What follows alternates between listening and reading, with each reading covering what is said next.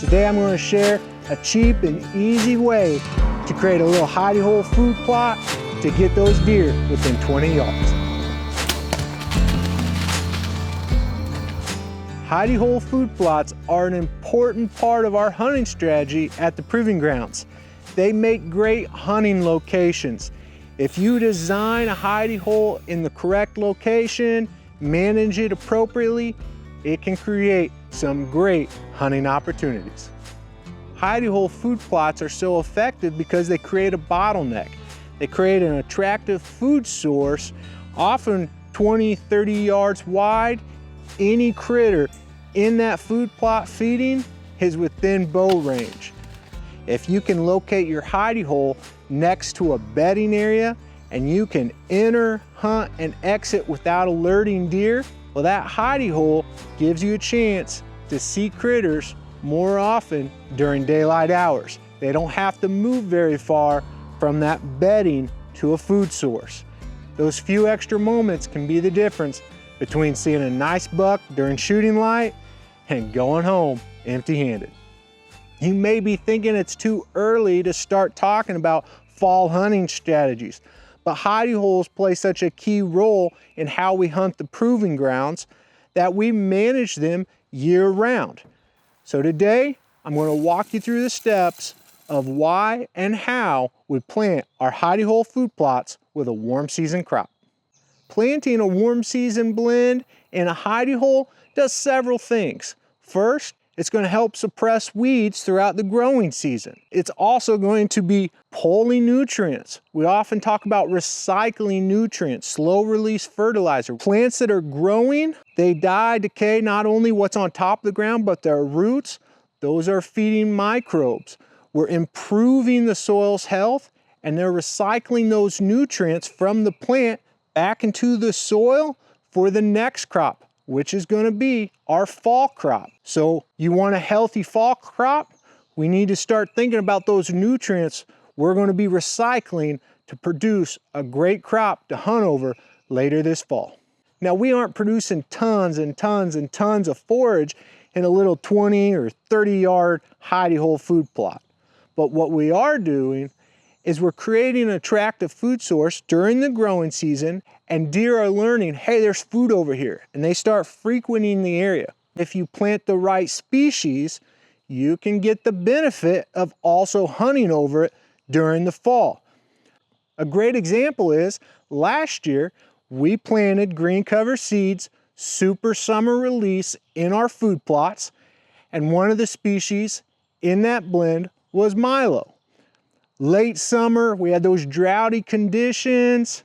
We had some nice bucks coming into one of our hidey holes to feed on the Milo heads. One of those bucks was a buck we called Ranger. He was using the area quite a bit feeding, and later on, once season opened, he walked into within bow range feeding on a species that was also in that super summer crop. And I tagged Ranger feeding on forage that we had planted during the previous spring. This is why we plant our hidey hole food plots with a warm season crop. Now, our planting techniques are a little different than on our larger plots. We're using the pH drill. We may have a drone out there sometimes. We're going to manage those differently, but the principles remain the same. We want to improve the soil health. We want to protect the soil. We want a diversity of species growing to maximize forage and palatability. We want to use those same principles, but we need to change up our techniques a bit because hidey holes are often in locations we can't get large equipment. Hidey holes are usually created and managed using hand tools. One of the main tools you need for a hidey hole food plot is a quality spreader. A good spreader is going to last many seasons because you're going to be spreading a lot of seed here. We've been using the Hooyman spreaders.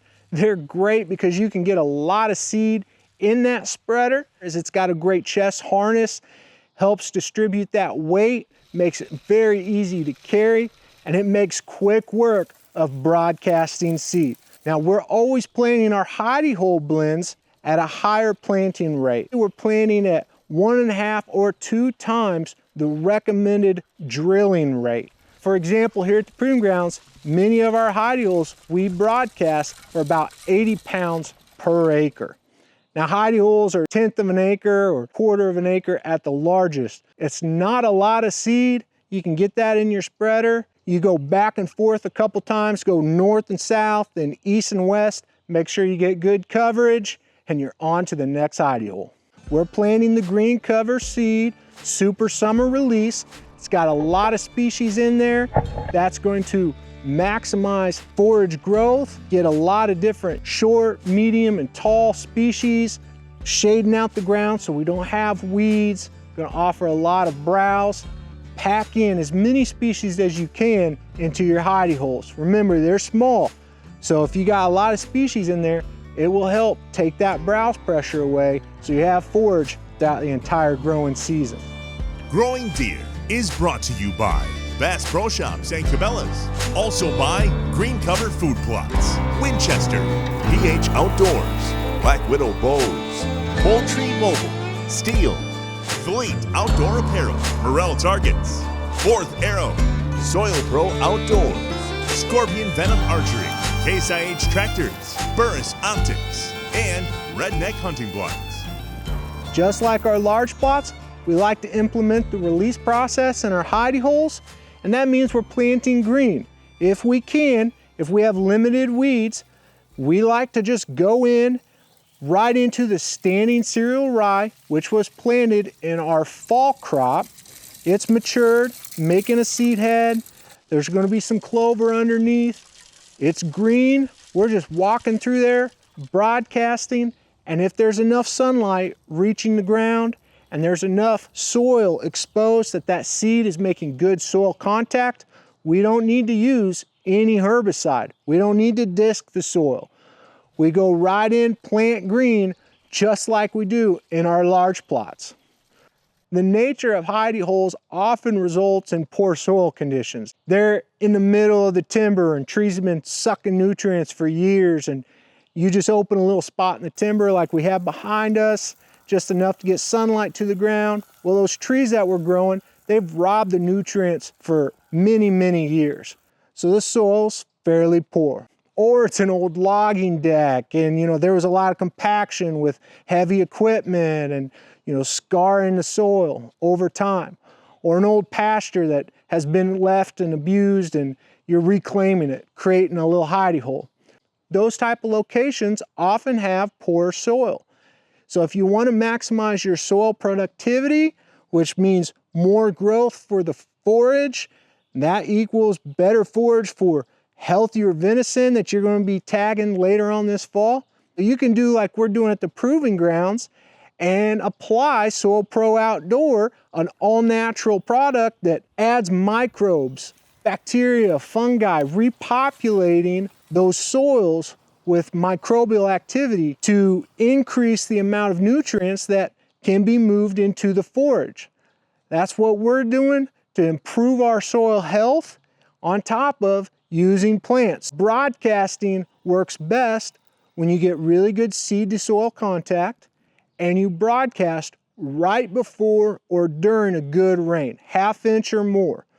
And you don't want to go out on a bare, clear soil, broadcast, and a big toad strangler comes and it just washes away all your seed. That's another reason why planting green into an established growing plant is so great, because that's going to reduce erosion. It's going to help stop that water from washing your seed away. Makes really good seed to soil contact. And then we're going to let it grow several inches, just like we do in our large plots. And then instead of crimping, we're going to come in with a steel weed eater, and we're going to weed eat all the ride down, and we're going to create that mulch layer. Now, it's not going to be near as effective as it would in our large plots as a crimper, which will get a real thick layer. Everything's laying one way, nice and neat, but it's going to be enough to help create enough of a mulch layer to help hold moisture, help reflect some of that sun's energy throughout the growing season, keeping that soil cooler, and it's going to start breaking down, being that slow release fertilizer that we talked about earlier. Those nutrients are going to break down help feed those microbes in the soil, get those nutrients back into the growing plants. So we've got a great stand in our hidey holes this summer. We love hunting hidey hole food plots. So this summer, I encourage you, plant your hidey hole food plot with a warm season crop. Start getting deer accustomed to coming in, put a Moultrie mobile out, start monitoring, seeing what's used in the area. Or maybe you want to create a hidey hole food plot to hunt over this fall. Start designing and planning it and have a hunting strategy in mind. How are you going to enter, hunt, and exit that hidey hole? Can you effectively hunt that location? Create a hunting strategy, start implementing by planning and managing your hidey holes in such a way to get really good forage, to have an attractive food source. And I promise you, especially if you're hunting big timber country, a little hidey hole food plot is like an oasis in the middle of a desert. That little attractive green food source goes a long way to bring critters within range. I hope you're able to get outside this week. Maybe you're creating a hidey hole or going for a walk. No matter what you're doing, slow down, listen to the Creator and the purpose He has for your life. Thanks for watching Growing Deer.